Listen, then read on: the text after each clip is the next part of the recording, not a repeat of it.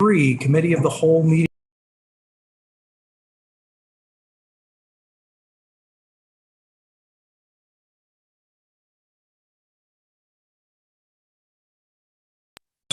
Here. Brett Mueller's going to be a little late. Tom Wahlberg. Here. Alyssa Patterson. Here. Dana Logston. Here. Sherry Branson will be absent. Carl Johnson will be absent. Marion Thornberry. Here. All right, we have a quorum. I'd like to entertain a motion to approve the minutes, please. So moved. Motion by Mr. Curry, seconded by Mr. Schneider. Any discussion? All right, seeing none, all those in favor, aye. Aye. Any opposed, same sign? Abstain. Abstain, okay. Our internet's been out for 2 days. Okay. All over the northern part of Boone. All right, abstention noted. Agenda is approved. We don't have any minutes, so we will move on to public comment. I didn't get any slips on public comment. I think I forgot to make an announcement. Did you get anything in the email? Nope. Anybody here for public comment? Once, twice? All right, one here. I'm going to turn the meeting over to Mr. Larson. Go ahead, sir. Thank you, Mr. Chairman. 6.1 is the Public Safety Boone County Sheriff. Sheriff Young, please.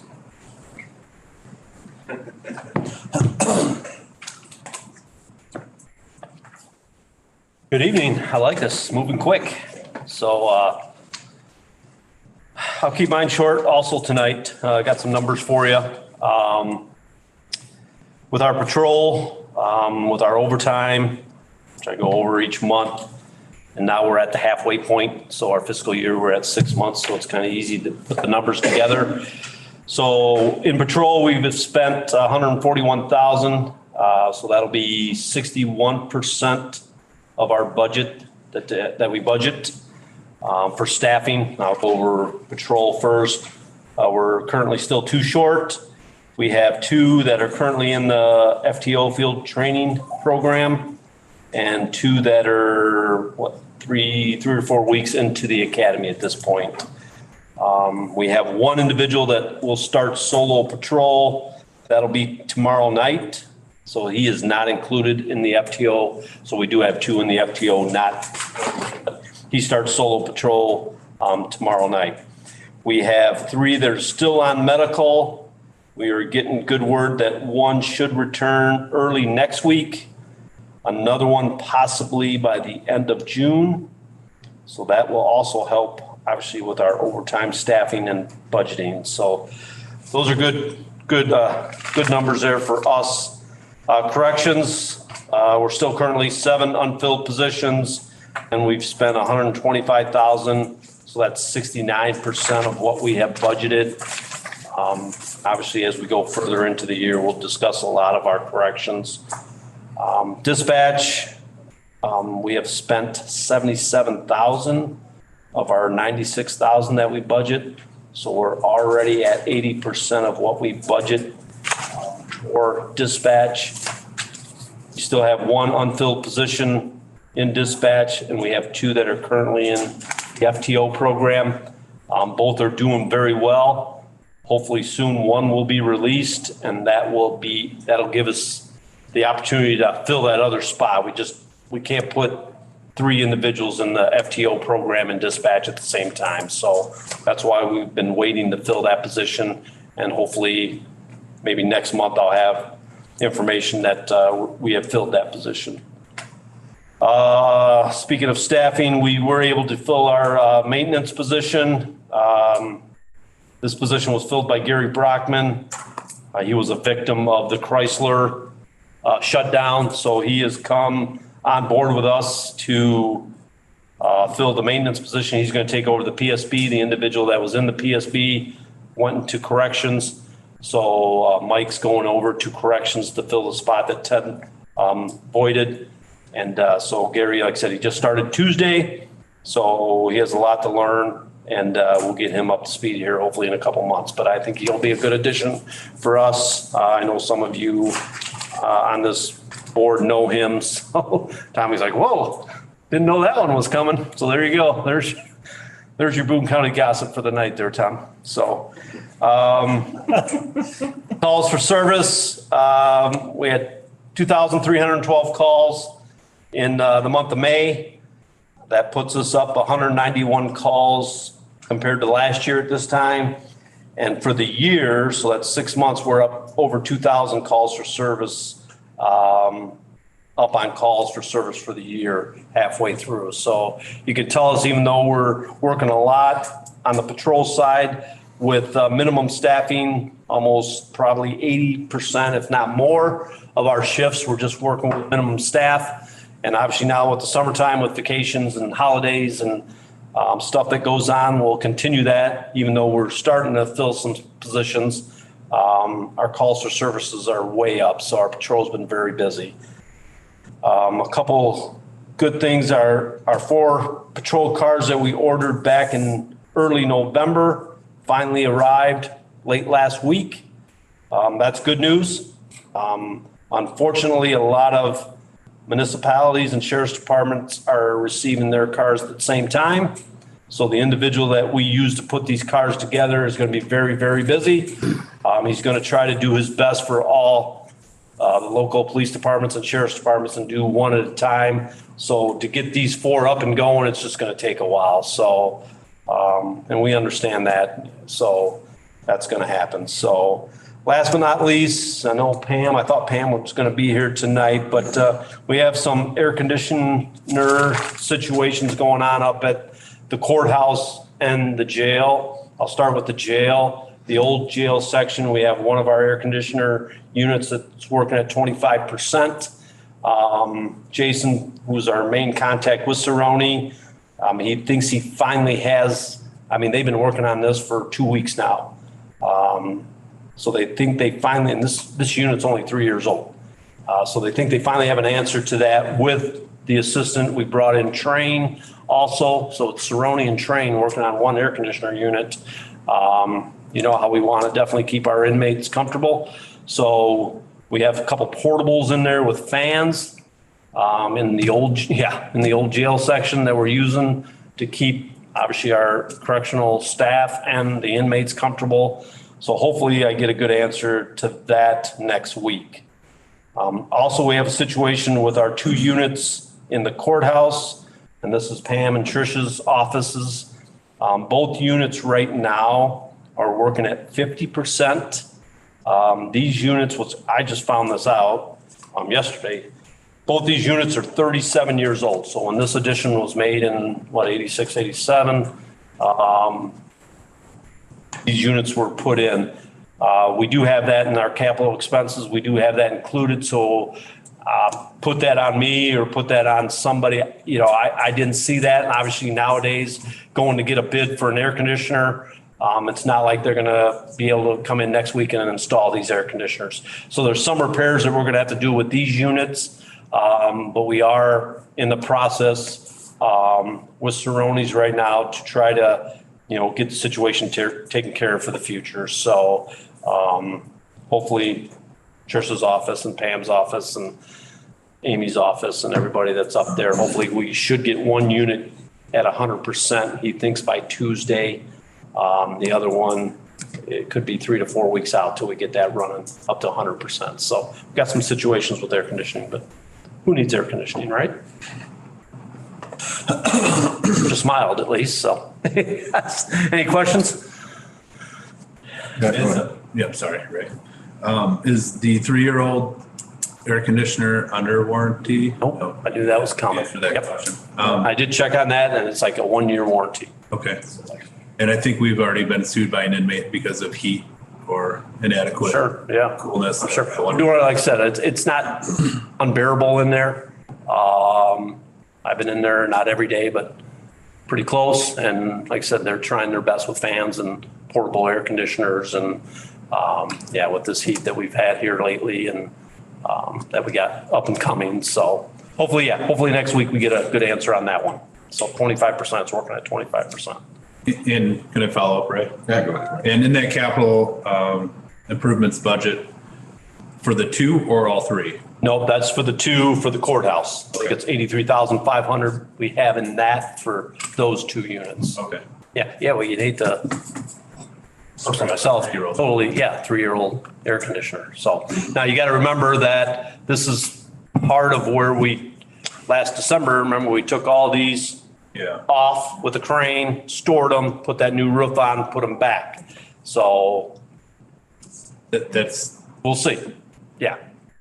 that route is also being investigated. Absolutely. Yeah. All right. Yeah. So, any other questions? Any other questions? Nope. Thank you much. Thank you.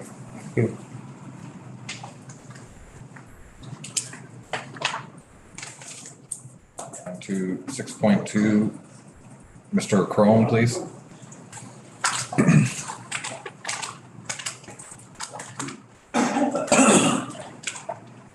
I have the report for everyone on board docs. I'll go through quickly. The Poplar Grove Road Bridge is coming along. We do have a physical connection now from one side to the other with the beams in place. Deck pour, so that's the structure, the deck, the riding surface will be poured most likely here in 2 to 3 weeks. So we're on schedule, or ahead of schedule, actually. We did hire the individual that was interested, the retired individual, for 20 hours a week at the highway department to help out. So he's helping us out. We've got a lot of federally funded grant projects this year, so it'll be a great help on the paperwork side. Countywide resurfacing program actually started yesterday. We've been milling. We'll be milled today, tomorrow, Saturday. We'll start paving on Monday. So that's all coming along real well. No full closures on any of those projects. It's all open and with partial flaggers, lane closures, that sort of thing. Woodstock road alignment, we've gone over this for the last 6 months, had a lot of open houses and got a lot of public improvement or public opinion. And I think we do have the best, given all the facts, that we have the best option that would be available. And so that is option number 2 that you see on the screen in front of us. That would be using basically the existing alignment, however, from near the Piscasaw Creek there, it would kind of jog up closer to the Woodstock alignment. So the jog on Grange Hall would be a less distance, and it would the intent of that alignment also is to keep the existing bridge in service while we construct the new one. So, as we all seen, Poplar Grove Road has been closed because of bridge construction. In this case, we could, the intent anyway is, and I think we've got the room. It's going to be pretty tight, but I think we have the room to keep that open while we build a new one. And like I say, this is probably 2026, 27 in that range when we would do it. But my intent is to go forward with this option 2. We've got a lot of people on board with this. There's a lot of, I kind of did a positive negatives analysis on just a general overview for the board and put that on my notes here. And it does come out on top of all the options that we've looked at this point. And I do think that this is something to go forward with.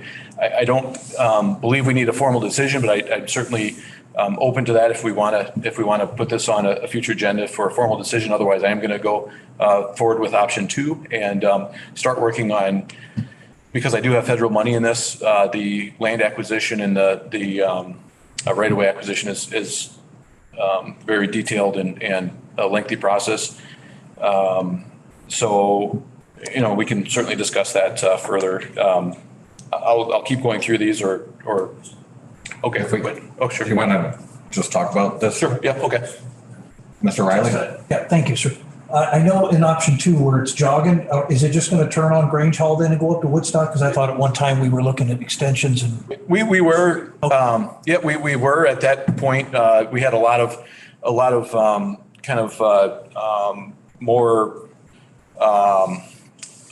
more aggressive changes, I guess, or more broad changes. Sure. Unfortunately, with landowner unwilling to participate in those and other factors. Yeah. Expense is one of them. Landowner unwilling to sell. All those kind of things combined. I think that this is the best option at this point. So yeah. Thanks, sir. Mr. Curry? A dumb question. What's the point? If we're still not connecting Woodstock across, we're just making a different turn. We're still teeing into Grange Hall Road and still making that jog, which I thought the options were taking 2 across through C. Yep. Or taking Woodstock straight across 1, which obviously would be a more expensive avenue, right? So, we certainly could continue through C, but then most likely then that would be some litigation and some other, it sounds like they're not willing to sell. So that would be the reason we wouldn't extend over at this point. I mean, we certainly could, that's an option on the table. And then, so why would we want to move then if we're not going to be able to do that? So one would be to keep the existing structure open during construction, so it allows for that. One would be to reduce the traffic that tees into the residential home there for safety purposes, and that resident is here and he spoke out at the meetings. And then the other, it does reduce that jog in there. So we, so there's some benefits that outweigh, the Distance. Yep, shorter distance. The homeowner, I would 100% not want that teeing into my house as well, so. Yeah. So I think there are enough benefits in there to justify this change. Even though it may not be, like I say, it may not be the severity of change, or severity is not the right word, but the drastic change that we were looking for to try to make it more efficient. But I think that this one is on that track, and perhaps in the future, maybe things will change. It does allow for that option. Okay, thank you. Mr. Welber? Yeah, thank you, Mr. Larson. So, and there is the, back with the map there.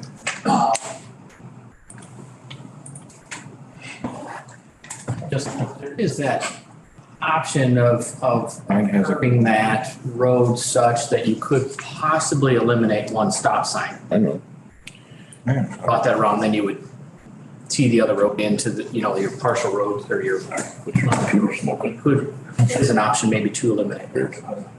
Yeah, that would be true. And so it would be, if you recall, a few years ago, if you were on Lawrenceville heading west and wanting to go northbound on Poplar Grove, there was that radius there that was a yield condition. So I think that's what Board Member Wahlberg's referring to. So we could add that type of a turn, or perhaps even a greater radius in there to allow for kind of a, knowing that that's a through movement, allowing for that to happen without a stop. Yeah. So that's something that we are going to look at in this condition as well.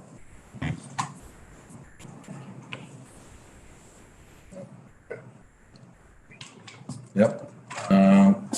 Forgot your name offhand. Logston. Oh, Logston, that's it. Yep. Mr. Logston. Probably another dumb question. What happens to option 2 after you fix the bridge? Just stays there? The existing bridge and the existing alignment. Well, yes. Okay, so yeah, we would demo that, remove it. We had talked to over by, where the arrow is up there, near the cemetery, perhaps turning the old roadway into parking for the cemetery. So we have spoken to Bonus Township that maintains the cemetery to use that pavement and roadbed for that purpose, to repurpose it. The bridge itself would be demoed as part of our grant. We do have demo in our grant, but we'd be able to stage it so that after traffic shifts over, then we would do the demo. Okay. Yeah, I don't know. For some reason, mine, I was telling you. This has got. Mine has it going through C when I pull it up on the thing here. Yeah, and I apologize. That was, I didn't get that changed on the. This doesn't for some reason. Yeah. So they're both on there, and so that was the original intent, and then based on availability of land and other factors, then we came up with this route. But yeah, I think you said the homeowners where it currently tees are in the audience, I believe, right there. Yeah. This option we're looking at is you guys better, I would take it. Absolutely. I mean, I think especially you're taking it closer to the commute there, and if you guys can incorporate that and making it more of a kind of pass through, I think you're going to have a smoother transition of traffic instead of people kind of slamming on your brakes, doing a quick stop, seeing if the sheriff's sitting in my driveway and running it. So I definitely think that's better, and then you won't have that dead end right into a house or a tree that happens currently. Okay, is there any desire to talk about this further, or do we want to just have a consensus? Is anybody opposed to this option two? I think it sounds like that's the plan here. Okay, thank you. All right, yeah, I'll move forward with that. And like I said, I need to jump on the land acquisition right away and start working on the survey. So I'll continue down that route, and I'll keep the board in tune with as things progress. Number 6 is the town hall extension. This one we've talked about a few times, and this is kind of another real broad. I'm not looking for necessarily action on this tonight. I just wanted to bring this up again. So town hall extension is, if you recall, on US 20 town hall intersection. Intent is eventually, south of US 20 of Business 20 State Street, south of the town hall intersection. IDOT currently owns 250-foot wide right of way all the way down to Newburgh Road. And, there's eventually plans, there are plans that are greater than 30 years old to do basically a kind of an east Belvedere bypass. We've got the north and this would be like an east arterial bypass around Belvedere. And that would be a state route eventually. A state, try to keep it brief, state is requiring us to initially fund this project, and then they would take jurisdiction. Existing 76 then would become a local road, and then they would take that route over.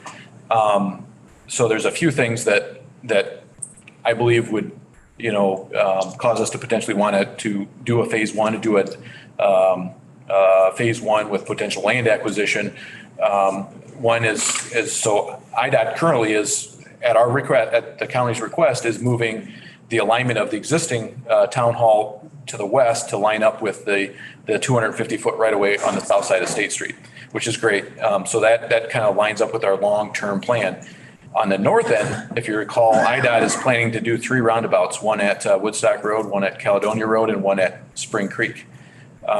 So we brought the plans for this town hall extension to them and said, hey, your 3 roundabouts are not consistent with the our long range plan for putting in this town hall extension. Their response was, well, it doesn't seem like you're real serious about, there's been no action in the last 30 years. When is action going to be happening? And so that's why I think, and plus, as time goes on, people build homes or develop, and it becomes either more expensive to buy right away, or you've got homes and other factors that are going to be causing more of an impact on the alignment. So I really think that what I'd like to do at this point would be to go through the required phase one process for this segment and identify, that would include public participation, identify, basically different route options that have already been identified, bring those back up. We have to do a new environmental analysis. And then at the end of that phase one, we'd have an alignment and right away, and we could potentially purchase that right away. And that might impact IDOT's decisions on putting those 3 roundabouts in. And I'm not opposed to 3 roundabouts. However, I think that they're not consistent with our long range plan. And I'm trying to make that all kind of mesh together. So my intent would be right now to go out and do a RFQ, or a request for qualifications from consultants that can provide that phase one, and bring those in front of the board perhaps in the next month or 2. And then at that point, we can, then at that point, we'd have to start making decisions. But I just want to make sure that I'm not doing something way off base, and make sure that the board would like to pursue that. I don't want to ask for a request for qualifications if there's no intent to go down that direction. And there's the map right there. So that's what we're talking about. So I in red, I drew in the 3 roundabouts that they are proposing, IDOT's proposing. So that's where the north part of this segment would start. That middle red circle is the Caledonia Road intersection. The north one is Woodstock, and the south one is Spring Creek. So, that would be ultimately 76. The ultimate goal would be to have 76 start at those red at the middle red circle theoretically, and go all the way down those alignments, go down to Newburgh, all the way down to 20, and then eventually 90, and that would be 76. 76 would then terminate at Interstate 90. So it would be a good arterial road for the area and provide efficient transportation, economic development, and all those sort of things. So I think that, as time progresses, people, change land and it increases value, increases the impact of purchasing right away. And I think we're getting to the point where we probably want to take, if we're going to take action, we probably want to start taking that action. It's a pretty long process. Okay. Just quick, I want to note, Mr. Mueller joined us at 6:23 p.m. And any discussion on Mr. Walber? Yeah, so Justin, now you got the map there. Oh, go back. What is your preference there on the continuing at a southwesterly or going straight west over to town hall? I honestly haven't really dove into it, and I haven't talked to landowners. I haven't talked to, I've actually talked to the commissioner, road commissioner, Belvedere road commissioner about it, but I don't have enough to really make a hard preference, just an oversight on it or overview on it. I like the idea of continuing that route, the north segment angle and continuing that down and then, curving into the existing town hall alignment. So basically kind of like the middle, the angled route. But again, I'm not dead set, or I'm not, trying to really push a certain alignment. It's kind of like Woodstock Road. I came out with a vision, and we're actually nowhere near that, but I do believe we're in the best situation. Kind of, and I would hope the same thing would come out of this, that if we were to go ahead with a phase one, we'd have public hearings, we'd find out some information maybe that we're not seeing on a map or an alignment, and then we'd make the best decision based on that. Okay. Mr. Thornberry? I don't know if I've said this before. I think they screwed up when they put in the bypass to start with. I think it should have went the road all the way to Spring Creek across the town hall. But that's neither here nor there. Because what we got right now really doesn't do what we wanted it to do.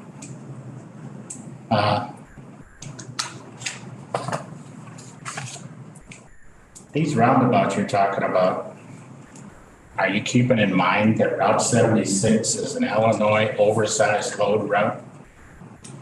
All your trucks coming through there on oversized load routes, as an oversized load routes, are gonna be over wide, over long, anything they can come up with. And some of them, especially the ones that carry wind turbine blades, I don't see how they're gonna make some of these goofy turns. Yep. So yes, the not only has the highway department, but also the board has informed IDOT of the concerns and the exact things that you mentioned. So we don't have information that we provide to IDOT saying that hey, and the trucking industry has actually opposed it as well very strongly. And we've raised those concerns with the oversized and oversized routes. My office is right next to that, and I see it, on a regular basis, continuously going up and down 76. And the IDOT's response to us is that they are going to design it for oversized. So there's that's the response. Unfortunately, I'm not able to override their decisions. My only concern is these roundabouts aren't knocked up to be what they're supposed to be. Just take the one over in Rockford. They just destroyed that this weekend. And I think, if you are opposed to roundabouts, or specifically these locations of the roundabouts, I guess, I think that going ahead with a phase one, would eliminate one of those locations if we can, proceed with this and potentially, maybe even, we went to them opposing the roundabouts at these locations to IDOT. And then we also came up with an alternate, not only using this to reduce the Spring Creek roundabout, but we also asked that they consider connecting Woodstock Road and Caledonia Road at one intersection, whether that's a roundabout or a signal or, whatever that ends up being, that intersection. So that way we reduce intersection locations as well. It's a conflict point. And that was heavily worked on. We sent some drawings to them, and that didn't get any traction as well. Mr. Wilsey? I completely agree with what Marion said. And you just noted, you can see it from your own office. It appears to me, just as an observer, a person who lives up in that area, that trucks just get off at 173, come ripping down 76, so they can avoid several tolls through the Rockford area. It would seem to be a lot, rather than try to build it for an oversized roundabout, just forbid 53-foot 18-wheelers from even taking that route and making them stay on the highway. That's pie in the sky, I understand, but this is quite problematic, and to have two of those roundabouts in close proximity. On the other hand, I'm in favor of anything that's going to slow down the speeds on that, because they just, particularly by Countryside Market and that area, they'll just roll through there at 65 miles an hour, whether they're double wide or regular semi-trailer trucks, and it's quite a problem. Yeah, and I agree with all those statements. Mr. Curry? We don't have a choice, do we? The state, IDOT's going to make these choices, so we can say all we want. It doesn't matter what we say, right? True. Well, I thought we were going to have those fights. No, it's pointless. Not give up. Well, I've heard that before, and I see it and I know it. Mr. Loxton? Yeah, I've always wondered this, and I don't know. I'm glad you're here, because I would have never done the research myself, because I'm lazy. Do you know how much safer these roundabouts are than just regular stop signs and traffic lights? Yeah, so generally roundabouts will bring your severe and K, or your fatalities, down, and your less severe, your fender benders, up. So, and that's really the focus of a lot of the feds, and the states are heavily focused right now, because we've seen across the nation, we've seen a very large, since COVID, for whatever reason, we've seen a lot of severe and fatalities on our roadways. The rates have increased drastically. And, there's a bigger push to reduce that, and we're going the wrong direction. And roundabouts, however you look at it, roundabouts do a significant reduction in fatalities. Mr. Thornberry? In Illinois, we call them roundabouts. In New Jersey, we call them Jersey turnarounds. Because that's the only good thing there are for, is you can turn around and go the other way. Okay, so Mr. Crone, you're looking at a request for qualification possibly? Is there some kind of consensus on this? Yeah, I just don't want to, I don't want to go up for RFQ and then come back to the board and say, hey, no, that you're way off base. I don't necessarily, it may be a consensus, and I don't want to waste my time or the other consultants that would be doing submittals on this, but I would bring this back to the board before any kind of decisions were made. Okay, Mr. Wiltsey? One other thing, isn't that Caledonia intersection where the Van Laar special use is going in? No, that's going on Caledonia. Caledonia. Oh, Caledonia. Okay, because if anybody's building that area, they ought to be aware of what's possibly happening. Okay. Mr. Mueller? Justin, is there also something that they could connect Woodstock Road and 76 more on a straight line, on your other line, I guess it's all field there, but, just north of Squaw Prairie.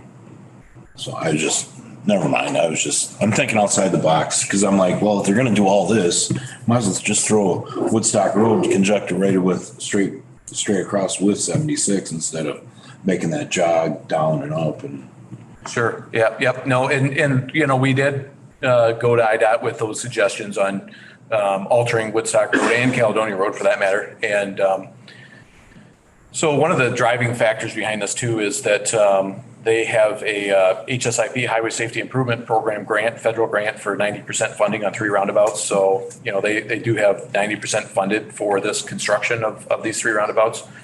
So, that's blocking a little bit too. But I think that, and I'm not trying to really make this a anti-roundabout. I'm trying to make this a pro future, transportation network. And this has been on the books for greater than 30 years.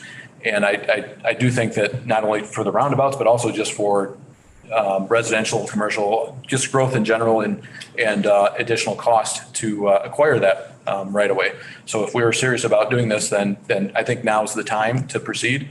Not only the roundabouts, like I say, but also just cost of right away. Mr. Thornberry? Again, I think one of Boone County's biggest mistakes is when they changed Woodstock Road in the first place, because it used to run right up that tree line, and you eliminated all the curves and everything. You come off of Poplar Grove Road, and you went straight off onto 76 just after the curves. Somebody come up with the idea that we needed to change Woodstock Road, and they made it worse, in my opinion. Yeah, go ahead. And so, yeah, I'm familiar with that. And the reason they did that, they're going to do the same thing on Caledonia Road in 76. So when you have, an angle that is acute, or you've got an angle that's less than 90, it's a tighter, it's harder to, your line of sight becomes worsened. Instead of being at a 90 to look both ways, once you're at that severe angle, it becomes harder. You have a less, your line of sight is impaired, I guess. And so they're doing the same thing here. They're planning, in the process of planning for where Caledonia and 76 meet at just west of Caledonia, the village of Caledonia. They're going to tee those into more of an orthogonal or 90-degree tee. And that's why they did Woodstock there as well, they looped it up to try to tee it so it's a 90-degree. So that's the reason behind that anyway. Okay, any other question? So what do we want? Looking just for like a consensus for the. Yeah, I could go a thumbs up or thumbs down, or just, if there's no opposition, honestly, it doesn't take a whole lot of resources for me to do that. I did run some numbers, real rough numbers.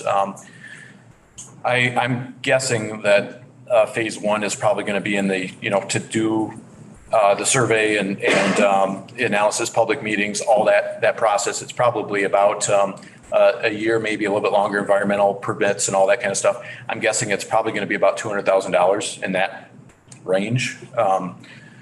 Hopefully maybe 150, but anyway, my next step would be to do a request for qualifications, and that, like I say, there's not a lot of there's really no expense for that except for my time, but which is low expense.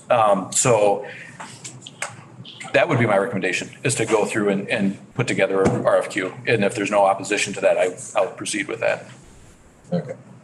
No opposition that I see here? Okay. Okay, thank you. And then that concludes everything. I just wanted to bring up again, the ARPA funding. I meant to throw that on there again. I just want to bring up that we did receive our motor grader. It actually physically is in our possession now after over 2 years of delays with COVID and supply chain issues. And I did put a request in, and that's on your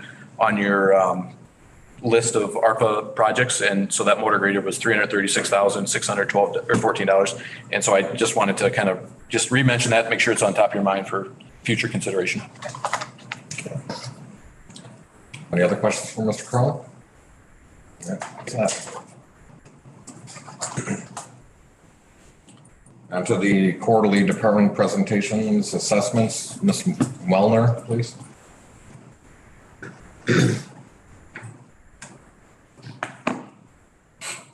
Good evening, everyone. I'm going to just keep this brief. My last quarterly report, excuse me.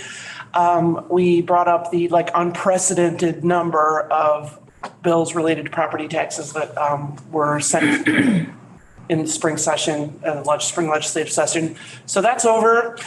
This is I just presented you with a list of what kind of made it through and what didn't make it through. The governor will be in the veto session by November, maybe we'll know which of this is definitely final. There were some wins for the County Assessment Officers Association, things that we were trying to get passed. Made it through. Some of the things that we wanted to see specifically, like a standardized form of assessment for electronic battery storage, solar energy storage batteries. The legislature has previously set up very concise assessment formulas for solar energy systems and for wind energy systems. And we were hoping that they would use the language that we wrote for the battery energy systems, but they have delayed that. So this is what it is. The office is moving forward in its normal cycle right now since tax bills. A lot of traffic through the office. A lot of times people who forget to renew certain kinds of exemptions that require annual renewal. Maybe they forgot. They certainly will remember it when they get the bill. So we're doing a lot of corrections as we typically do this time of year, and getting ready to accept the 2023 assessment rolls from the township assessors. Are there any questions? Any questions or comments for Ms. Wallner? All right, if anybody reads that list later and has questions, please feel free to call anytime. Available. Okay, thank you.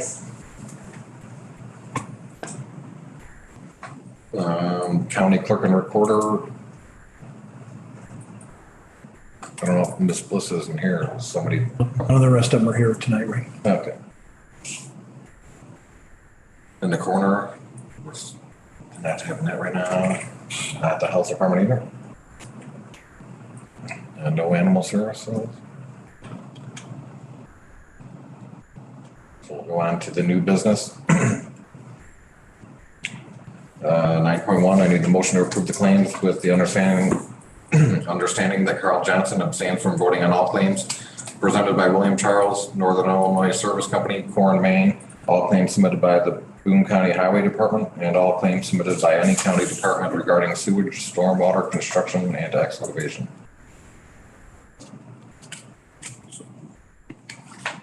By Mr. Mueller, seconded by Mr. Schneider. Any discussion? Seeing none, roll call. Yep. Rodney Riley, yes. Ryan Curry. Yes. Ryan Schneider. Yes. Dave Wiltsey. Aye. Ray Larson. Aye. Brett Mueller. Yes. Tom Wahlberg. Yes. Melissa Patterson. Yes. Dana Logston. Aye. Marion Thornberry. Yes. Carried. 9.2 is the raffles, nothing to do there. 9.3, I need the motion to approve renewal of Comcast franchise agreement as presented. Motion by Mr. Mueller. Seconded by Mr. Schneider. Any discussion on this? Or no one to? Sage is here. I don't know if she wants to speak or not. And I could, Oh, Ms. Tobin? sure. There was a couple changes. We had some discussions with the county engineer, mostly regarding the right-of-way and the protection of the right-of-way to the county. There's a couple minor changes that you'll see in this contract that are in red. I think one, it changed it from, currently it's 5 years. Comcast suggested changing it to 10. We've changed it back to 5. There's a couple other minor changes. I think she'll be a member of Julie. Trying to remember what was there. But I think we're all good now. But yeah, thumbs up from Justin back there.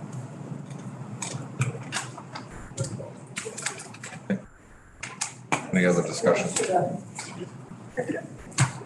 Any other discussion on this? Do we need a roll? I don't think we need a roll call. So all those in favor say aye. Aye. All those opposed say nay. Motion carries. Mr. Curry mentioned somebody from the raffles was in the audience. I don't know if they want to speak about it. Yeah, you don't need to. They don't have to, but they can if they want.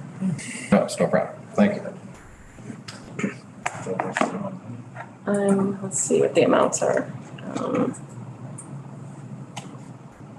I don't think any of the amounts were the required ones, but you can look. 10,000. Yeah, I think it's 10. I think this is under that amount. I'm seeing 2,000 to 5,000. Yeah, 2,000, that question. I think they just don't know how much they're gonna raise. It looks like there's an event at the VFW. Includes a silent auction and a live auction. It's probably hard to tell how much it's gonna raise. To vote on that or anything? No, we normally just hardly vote on the raffles, do we? The state's, I don't think so. Just some of the amounts require the applicant to come to the county board.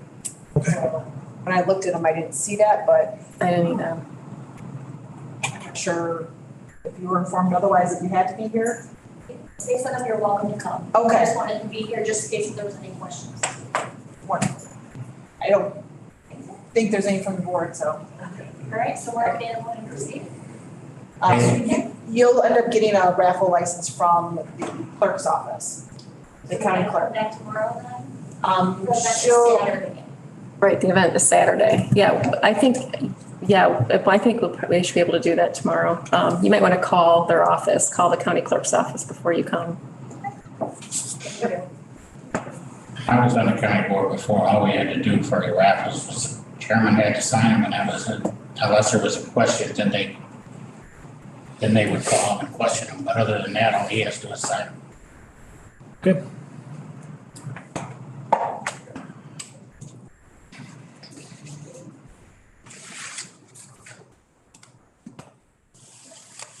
To 9.4, Belvedere Force Main Layout. Justin, you do. For discussion or for vote? We're just discussing this. So this is primarily just for your information. It's the sanitary system for IDOT's facility is failing, and so they're going to come to the board and ask for an easement through county-owned property. And they're getting to the point where they're starting to draw up legal documents and put everything together. So they're just asking that I present this, that the county board's aware of this, and if there are any substantial issues or concerns, and I think we've already addressed from staff level, a lot of those have been addressed already. So this is just kind of an informational thing. And if you do have additional concerns, certainly come to any of the staff members. Any questions, discussion on this? Okay, thank you.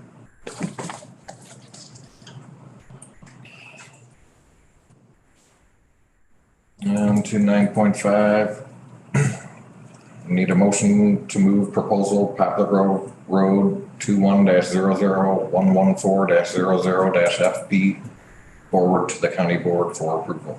So Motion by Mr. Thornberry. Second. Seconded by Mr. Wahlberg. Or Loxon. Is that, oh no, what Mr. Wahlberg seconded.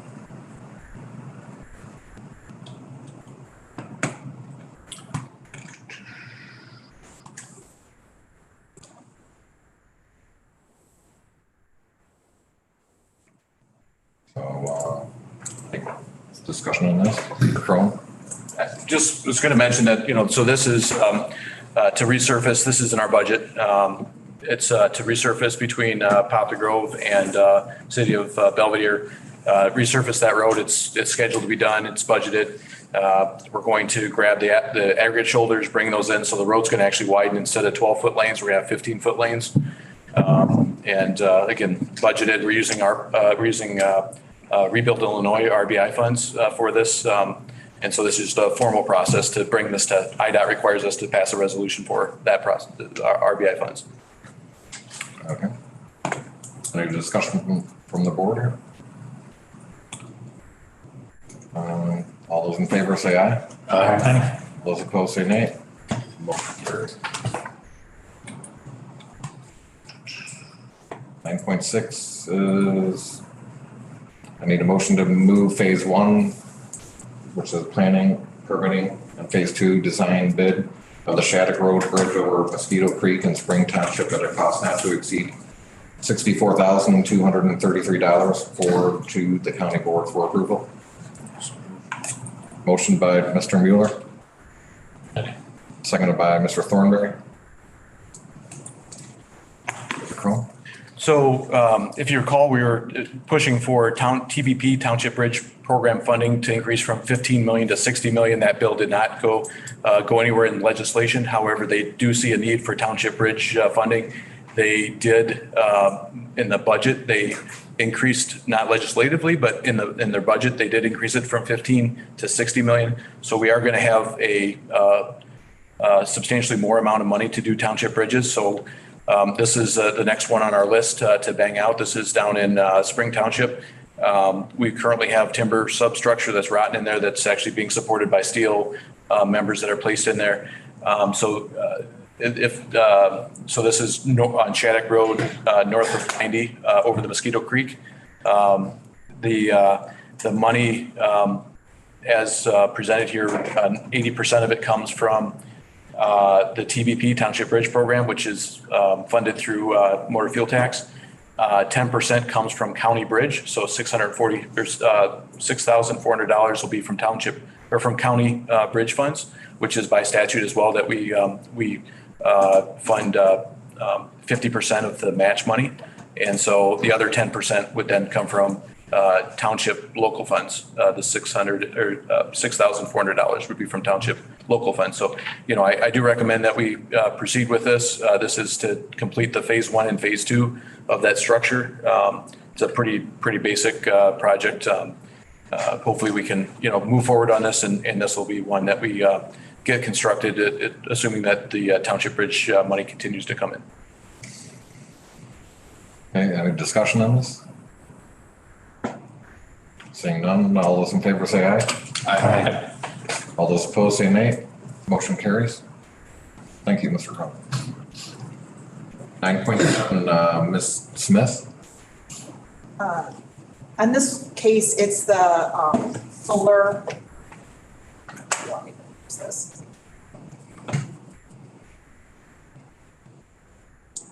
The solar application that was subject of the motion to reconsider. And we're proposing just to move this to next Thursday so that we can get you better information on what evidence was presented at the ZBA. So you can have a discussion about the factors and comparing that with the evidence. There was an issue with the transcript, and now there's apparently a recording of the ZBA. So look for that in your packet next week to make sure that you look at that evidence on this agenda item. So. Okay. Mr. Wiltsey? Do we need a formal motion to postpone, or you're just? I don't think so. I think since it's committee to committee, I think it's fine. That was just our suggestion to send that over so that you can have a discussion with that information in front of you and a chance to review it.